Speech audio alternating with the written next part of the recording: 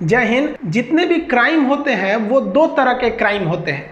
एक क्राइम को कहते हैं कॉग्निजेबल क्राइम, जिसे हम लोग हिंदी में कहते हैं संज्ञेय अपराध और उर्दू में कहते हैं संगीन जुल्म। आप जज को सुने होंगे मूवी में कि संगीन अपराध किया या संगीन जुल्म किया है, मतलब बहुत खतरनाक काम किया है, संज्ञेय अपराध।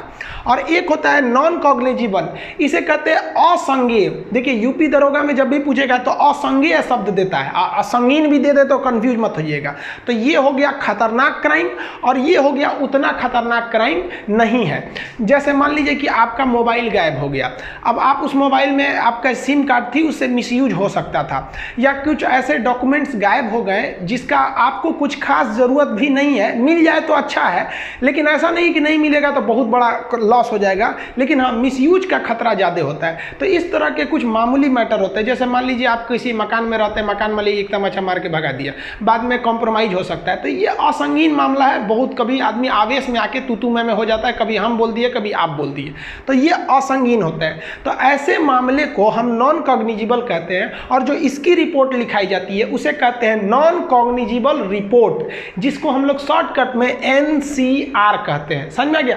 इसको कहीं कहीं शॉर्टकट में लोग सनहा शायद बोलते हैं, बिहार में लोग इसको सनहा बोल देते हैं, कहीं कहीं होता है ये NCR होता है। इसका क्या नियम है कि ये इस मामले में पुलिस उतनी गंभीरता से जांच नहीं करती है। 90 दिन के अंदर ये पुलिस अपने सीनियर अधिकारी मजिस्ट्रेट को कहती है कि ये मामला नॉर्मल था, इसको छोड़ देते हैं। हाँ, रिकॉर्ड में इसका यूज रख देते हैं कि नहीं, जो ये बंदा कह रहा है कि इसकी मोबाइल गायब हुई है, डॉक्यूमेंट्स या कुछ भी गायब हुआ है, अगर उससे कुछ मिसयूज होता है तो ये NCR लिखने की डेट से पहले कोई मिसयूज होता है तो भाई साहब यही जिम्मेदार है। मेरी मान लीजिए मेरा मोबाइल 10 तारीख को गायब हुआ और 8 तारीख को उससे किसी को धमकी दे दी गई, तो भाई हम ही ना जिम्मेदार है। 10 हम तो रिपोर्ट लिखवा रहे हैं कि 10 को गायब हुआ है, तो ये भी जरूरी होता है। आप इसको हल्के में नहीं लीजिएगा, ये भी काम होता है। लेकिन जो कॉग्निजेबल अपराध होते हैं, जैसे मर्डर हो गया, रेप, किसी को जला के मार दिए, धमकी दे दिए, तो आप देख लेंगे, तो भाई साहब छोटा मोटा अपराध नहीं ना है, अब बहुत बड़ा चीज़ हो जाते हैं ये सब चीज़ें। अब डकैती करके किसी का डॉक्यूमेंट चोरी कर लीजिए तो गायब थोड़ी है कि जो आप उसको नॉन कॉग्निजेबल में लेंगे, डकैती है वहाँ पर। तो जो बड़े मुकदमे होते हैं, बड़े क्राइम होते हैं, उन्हें हम कॉग्निजेबल कहेंगे। इसके लिए जो लिखा जाता है फर्स्ट इंफॉर्मेशन रिपोर्ट, FIR लिखा जाता है। अब जो CRPC की धारा 154 है, इसमें कहा गया है कि हर हाल में पुलिस को FIR लिखना ही है कॉग्निजेबल यानी संगीन अपराध के मामले में। भले वो अपराध जो व्यक्ति आया है, जो प्रार्थनी आया है, जो बताने आया है, वो आपके थाना क्षेत्र में है या नहीं है, हर हाल में FIR लिखना है।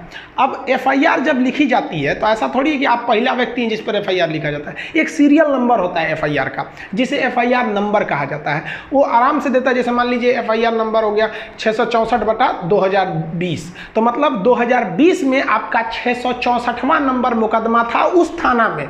हर थाना का अलग अलग FIR नंबर देना। बटा में जो 2020 लिखता है ना, वो सन को दिखाता है। अब इस FIR नंबर का मतलब क्या हो गया कि उस थाना में 2019 में ये मुकदमा 164वें नंबर का ये FIR था। अब पुलिस इसके आगे जांच करेगी। तो इस FIR नंबर का बहुत वैल्यू होता है। ये ऑल ओवर इंडिया अब तो ऑनलाइन हो जाता है, FIR नंबर होता है।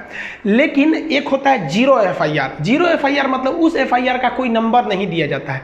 जैसे सुशांत सिंह राजपूत का जो केस चल रहा है वो मुंबई में है, घटना मुंबई है, लेकिन उनके पिताजी चूंकि पटना में रहते हैं तो ये पटना में लिखवा दिए हैं। तो ये थाना को अधिकार नहीं है कि आप दूसरे थाना के केस अपने जगह लिख लीजिएगा। हाँ, FIR करिएगा, लेकिन उस FIR को आप FIR नंबर नहीं दे सकते, तो उसके आगे जीरो लिख दिया जाता है कि इस FIR का नंबर नहीं है, लेकिन ये हमारे पास कहने आया है तो हम नहीं लिखेंगे इसका FIR, तो CRPC की धारा 154 के तहत हम ही पुलिस वाला अपराधी हो जाएगा, तो उसे जीरो FIR कहते हैं। जीरो FIR के तहत पुलिस आपको पूछताछ के लिए नॉर्मल बुला सकती है, लेकिन वारंट नहीं जारी करेगी। वारंट मतलब होता है नहीं तू अबे करो, नहीं आओगे तो उठा के ले आएंगे।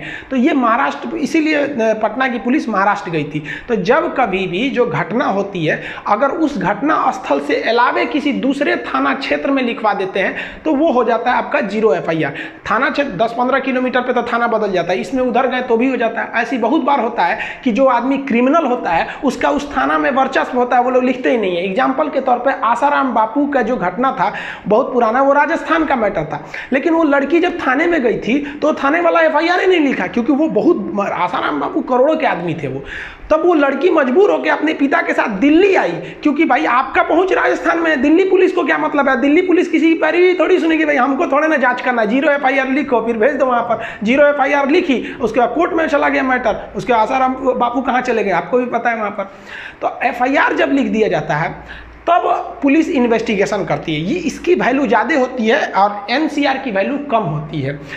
FIR के बाद पुलिस जो है इन्वेस्टिगेशन करके पता लगाती है कि नहीं ये सच में FIR सही है या गलत है, और अगर FIR सही है तो ये क्या काम किया था। जैसे मान लीजिए गोली चला दिया आपके ऊपर तो हत्या की कोशिश किया, तब पुलिस बाकायदा एक चार्जशीट बनाती है जिस पर आपका आरोप पत्र, चार्जशीट को हिंदी में कहता है आरोप पत्र, कि आप पर ये आरोप लगा है, वो बता देगी फला आदमी ने ये था, इस पर इतनी धाराएं लगाई जाएंगी। और जैसे चार्जशीट बन गया, IPC का काम खत्म, अब कोर्ट का काम शुरू। कोर्ट करेगी CRPC, क्रिमिनल प्रोसीजर कोड। यहीं तक जितनी पैरवी लगाना है पैरवी लगा लीजिए, चार्जशीट बनने से पहले दरोगा जी कुछ ले लीजिए, मामला निपटा दीजिए, तब तो ठीक है। और अगर उसने चार्जशीट फाइल कर दिया तो दूसरा चार्जशीट उसका कॉपी रहता है, ऐसा नहीं कि आप चेंज कर सकते हैं, सीरियल नंबर होता है। वो सब मूवी में भले आप देखेंगे सिंघम में कि FIR क्यों फाड़ा, FIR फाड़ देना या निकाल देना, फिर वो एक अलग क्राइम बन जाता है। तो चार्जशीट बन गया तो अब आप जाइए, अब आपको जाना पड़ेगा मजिस्ट्रेट या फिर जज के पास, वहां आपका क्रिमिनल प्रोसीजर कोड के तहत आप पर मुकदमा चला जाएगा, आपको जमानत मिलेगा तो जेल से बाहर रहिए, नहीं तो जमानत नहीं लिए तो जब तक मुकदमा चलता रहेगा अंदर रहिए। नॉर्मल मैटर में जमानत दे दिया जाता है कि जाइए आप वकील उकील रखिए, लेकिन खतरनाक मैटर है तो जमानत नहीं दिया जाएगा। जानते हैं कि ससुरा छूट गया तो बवाल मचा देगा। अजमल कसाब को जमानत मिला था, आसाराम बापू को मिला था, नहीं मिला था। अब बहुत नॉर्मल लोगों को जमानत मिल जाता है, हमको कई बार जमानत मिला हुआ है। हम कोई क्रिमिनल केस में नहीं गए, स्टूडेंट्स की लड़ाई के लिए गए, स्टूडेंट्स की मांग सरकार को रखने के लिए गए थे, आराम से मिल जाता है। कई बार तो हम लोग एंटीसिपेटरी बेल लेते थे, मतलब जेल से जाने से पहले ही जमानत ले लेते, भैया मत ले जाना हमको। तो बहुत नॉर्मल मैटर रहेगा तो एंटीसिपेटरी बेल मिल जाता है, यानी अग्रिम जमानत। नॉर्मल मैटर रहेगा तो आपको जमानत मिल सकता है, हैवी एकदम रहेगा तो कुछ जमानत नहीं मिलेगा, जेल में सड़ते रहिए आप। तो आई